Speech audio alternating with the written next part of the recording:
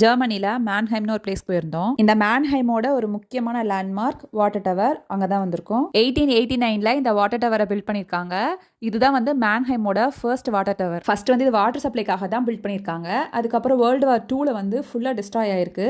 அதுக்கப்புறம் இதை ரீகன்ஸ்ட்ரக்ட் பண்ணி இப்போ வந்து பாதுகாக்கப்பட்ட நினைவு சின்னமா வச்சிருக்காங்க. இந்த வாட்டர் டவரோட ஃப்ரண்ட்லயும் பேக்லயும் வாட்டர் ஃபவுண்டைன்ஸ் இருக்கு.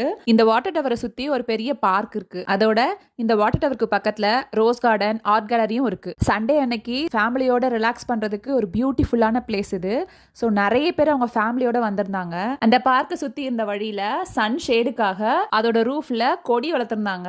அந்த வாட்டர் ஃபவுண்டைனை சுத்தி விளையாடுறதுக்கு பார்க் இருந்ததுனால குழந்தைங்க நல்லா என்ஜாய் பண்ணாங்க.